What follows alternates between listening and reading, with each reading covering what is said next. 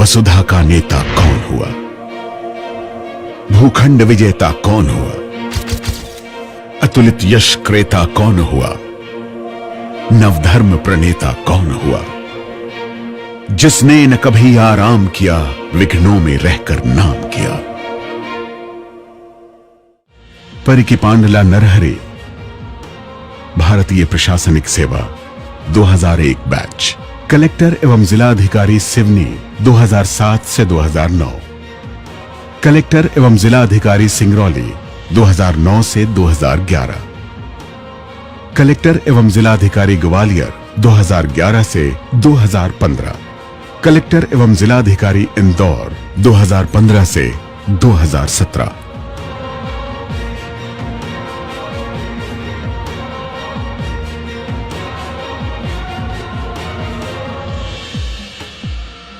जन कल्याण के प्रति अडिग समर्पण और कठिन परिस्थितियों में भी नई राह निकाल पाने की अद्भुत क्षमता का जीवंत प्रतीक हैं भारतीय प्रशासनिक सेवा के अधिकारी पी नरहरि। एक कुशल प्रशासक लोगों के प्रति संवेदनशील होकर ही उनका जीवन संवार सकता है। यही नरहरि की कार्यशैली और जीवन का मूल मंत्र है। वो जहां जहां भी पदस्थापित रहे, उनकी संवेदना और त्वरित कार्यवाही ने हजारों जरूरतमंदों की जिंदगी बदल डाली। इंदौर शहर में भी ऐसे लोगों की कमी नहीं जो हर दर से निराश होकर कलेक्टर के दरवाजे पर पहुंचे और अपनी समस्या से छुटकारा पाकर ही लौटे।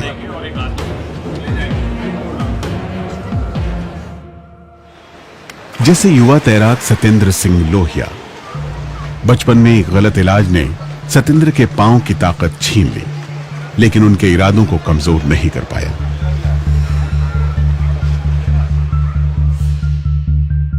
इन इरादों को बुलंदी का आसमान दिया कलेक्टर नरहरि ने। श्री आदरणीय नरहरि जी वो पारस पत्थर हैं जो दूसरों से मिलकर भी अपने जैसे बनाने की चाहत रखती है। वो मेरे को दिखने लगा है। जहाँ कोई सुविधा नहीं थी, आज मुझे इस जगह खड़ा कर दिया था। उनका नाम ही नहीं, उनका काम भी है नरहरि। कुछ ऐसी ही कहानी भारोत्तोलक सरगम चौहान की भी है। मैं उन्हें ये दिखाना चाहती हूँ कि आगे भविष्य में मैं एक लेवल तक जाऊँ, इंटरनेशनल लेवल तक जाऊँ, भारत का प्रतिनिधित्व करूँ और जो डीएम साहब का जो मेरे लिए जो सहयोग रहा, मैं उसे एक इंटरनेशनल लेवल तक प्रूफ करके बताऊँ।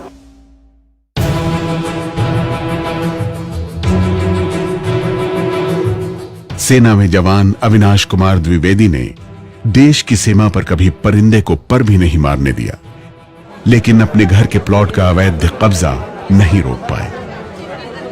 मेरी जो प्रॉपर्टी है, प्लॉट है, वहाँ पे जाके खुद कलेक्टर साहब आए और उन्होंने वहाँ पे पूरा उसको तोड़ के डोजर से और कब्जा वहीं पे दिलवाया। अगर हर अधिकारी इसी टाइप से होगा तो मैं यही कहूँगा कि देश एक अच्छी ऊंचाई पे जाएगा।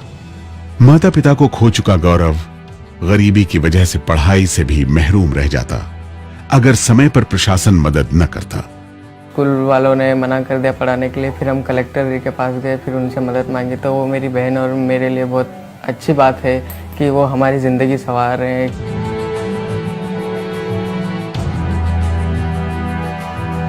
प्रशासन की पहल ने ही बुरे वक्त की मार झेल रही साक्षी और उसकी बहनों को उनकी किताबों की दुनिया लौटाई। जैसे कि मेरी आईपीएस ऑफिसर बनना चाहती हूँ, वो मेरे लिए बिल्कुल एक गॉड की तरह है और मैं बहुत थैंकफुल हूँ उनके लिए और मैं चाहती हूँ कि वो ही हमेशा इंदौर सिटी में कलेक्टर रहें। आर्थिक रूप से कमजोर इस लड़की ने जब नरहरि से प्रेरणा लेकर खुद आईएएस बनने की सोची, तो गरीब परिवार में पले बढ़े नरहरि ने आईएएस कोचिंग की उसकी फीस माफ करवा दी। वो जो भी काम करते हैं लोगों के साथ जुड़ के करते हैं, उस लेवल पे जाके करते हैं जहाँ पे समस्या होती है। सर तो बहुत ही अच्छे इंसान है और मेरे आइडल पर्सन है और मैं हमेशा उनकी तरह काम करना चाहूँगी। जिस सामाजिक आर्थिक स्थिति से मैं निकल कर आया हूँ, मुझे हमेशा ये लगा कि हमें इस तरह के स्ट्रगल्स करने वाले जितने भी छात्र छात्राएं होते हैं, उनको उनकी सहायता करना बहुत जरूरी है। जन सेवा का ऐसा जज्बा भला घड़ी का गुलाम कैसे हो सकता है? तभी तो जब सरकारी कार्यालय बंद होने का समय आता है, कलेक्टर साहब का कार्यालय जनता के बीच खुल जाता है। मेरे पापा की तबीयत खराब है, बट मैं अपनी पढ़ाई पूरी करना चाहता हूँ। क्या करना चाहिए बताओ आपको? बच्चे को पढ़ना है, मदद करना चाहिए। कौन करेगा मदद? मंत्र बस एक ही है, जिला प्रशासन आपके आंगन। हाँ बेटा, अच्छे से पढ़ना, बाकी मैं 25,000 ले ले रहा हूँ।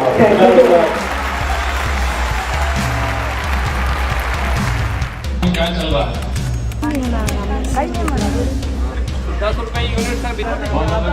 मैं आपका सहयोग कर, गला पकड़ के काम कर रहा हूँ, क्या के जन भागीदारी के साथ समझौतावादी जो है हम लोग आपका मीडिएटर का रोल करेंगे।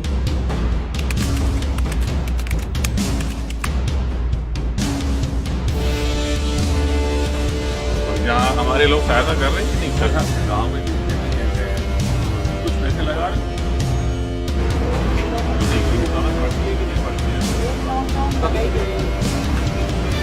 सुबह सुबह का ये जो फॉलो अप है वो बहुत ही इफेक्टिव है, ग्रामीणों से इंटरेक्शन हो जाता है।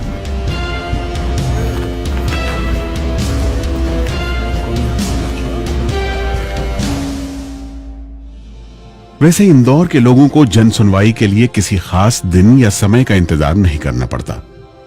कलेक्टर 24 घंटे सोशल मीडिया के माध्यम से जनता से जुड़े रहते हैं। पी नरहरी मध्य प्रदेश के पहले कलेक्टर हैं जिन्होंने सोशल मीडिया को जनसंपर्क का आधिकारिक जरिया बनाया। अपने सैकड़ों मित्रों और फॉलोअर्स के साथ आज वो एक स्थानीय सेलिब्रिटी से कम नहीं हैं। टेक्नोलॉजी के युग में, और दूसरा जब राइट टू इंफॉर्मेशन और इस तरह की चीजों का समाज में इतना ज्यादा प्रवाह हो चुका है, लोग चाहते हैं कि जो अधिकारी हैं, जो शासकीय सेवक हैं, वो एक्सेसिबल हो। वो चाहते हैं कि अपना काम बहुत आसानी से हो। इस 24 घंटे की जन सुनवाई ने जन जन को लाभ पहुंचाया है। 20 साल पहले करीब 2000 परिवारों ने अपने घर के सपने के साथ ये फ्लैट बुक किए। साल गुजरते गए, मुश्किल से जमा किए पैसे, बचत और पीएफ सब खत्म हो गया। जवान आंखें बूढ़ी हो गईं, लेकिन घर नहीं मिला। पी नरहरी ने इनको सर पर छत दी। इस खुशी को तो शब्दों में बयान नहीं कर सकते। आदमी का मकान बनाना, और स्पेशली हम सरी के लोगों का एक ड्रीम था कि अपने खुद के मकान में रहेंगे, ये करेंगे। वो सपना हमारा नरहरी साहब के प्रयत्न से आज ऐसा हुआ कि अब पेंशन तो हमको मिल गया है।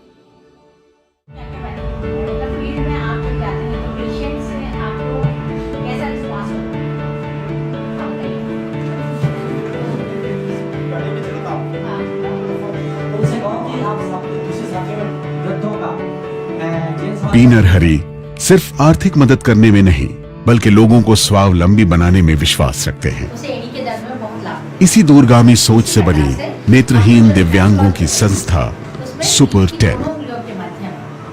हमने देखा कि स्पर्श करने की उनकी जो शक्ति है वो अद्भुत होती है, तो वहां से हमने इस बात को निकाला और पंच स्पर्श विशेषज्ञ का एक ट्रेनिंग प्रोग्राम तैयार किया। पूरे 20 लड़कियों को सिखाना बहुत बड़ी बात होती है। ब्लाइंड लोगों को उन्होंने इतने प्यार से सिखाया, अपनी मम्मा की तरह उन लोगों ने हमको इतने अच्छे सिखाया है। ब्लाइंड बच्चे हमारे पास आया करते थे कि सर हमें 2000 का जॉब दिला दो, 3000 का। इवन पढ़े लिखे पोस्ट ग्रेजुएट भी 3000 रुपए का जॉब कर रहे थे। उनमें से कई की हालत यह है कि आज 1500 से 2000 रुपए पर डे कमा लेते हैं। नेत्रहीन दिव्यांगों के लिए स्पर्श चिकित्सा की ट्रेनिंग एक ऐसी पहल है जिसने उनके लिए सम्मान के साथ सर उठाकर जीने की राह बनाई है। बहुत रिस्पेक्ट मिलता सर, बहुत सम्मान मिलता। एटलीस्ट जहाँ पे थेरेपी करने जाते हैं सर, वहाँ पे भी सर जिसके भी दर्द खत्म हो जाते हैं, उसके बाद हमको इतना रिस्पेक्ट मिलता है सर कि वो तो बस पूछो ही मत। इस अनूठी पहल को देश भर में सराहा गया।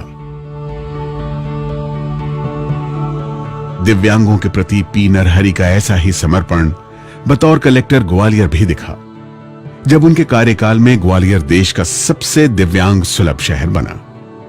बहुचर्चित टीवी कार्यक्रम सत्यमेव जयते में भी इसे दिखाया गया।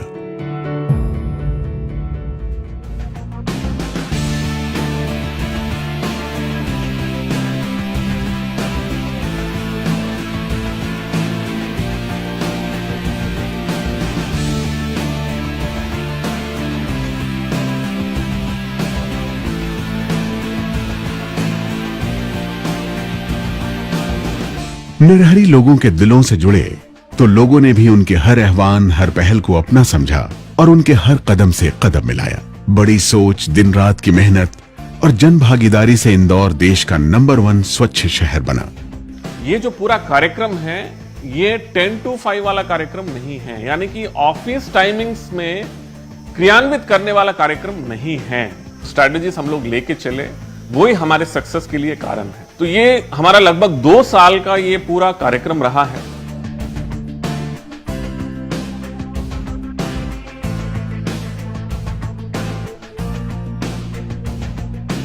लोगों के लिए कुछ करने के इस जज्बे की नींव पी नरहरि के बचपन में ही पड़ गई।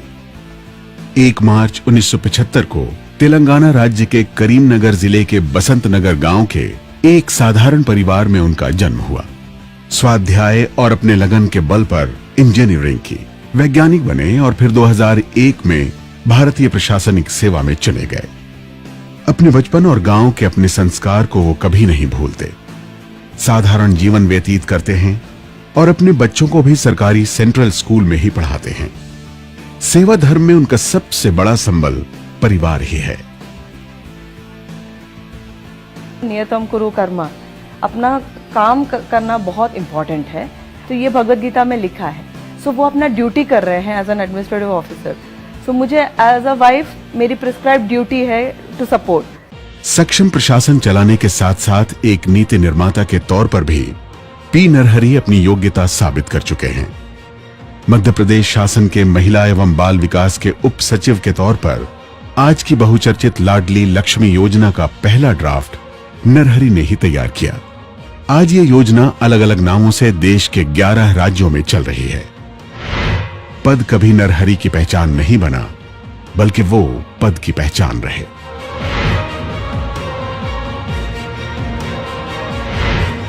ये जहां जहां कार्यरत रहे, वहां वहां असाधारण काम की छाप छोड़ी।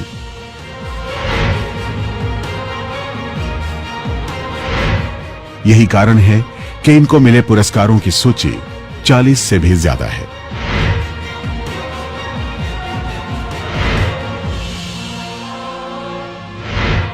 पी नरहरि एक कुशल प्रशासक के साथ साथ अच्छे लेखक भी हैं। महू के कार्यकाल के दौरान उन्होंने एक शोधपरक पुस्तक हु ओन्स महू भी लिखी। मैं ऐसे लोअर मिडिल क्लास फैमिली से आया हूं।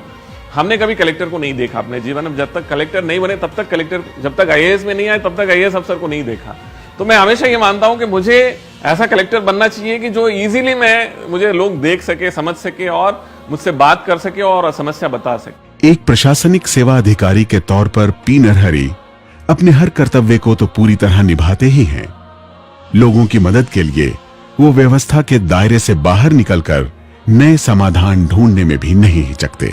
अधिकारियों के लिए, किसी के लिए भी अगर ये काम करोगे तो आप फंस सकते हो, आप ये काम इस तरह से करोगे तो आपके अगेंस्ट में इंक्वायरीज हो सकते हैं वाली जो चीजें हैं, वो अधिकारियों को, शासकीय सेवकों को रोकता है काम करने। लीक से हटके करने में ही हमको दिखता है कि अच्छा ऐसा करने से काम होता है। सरकार पद को, उस पर बैठे व्यक्ति को समान अधिकार देती है।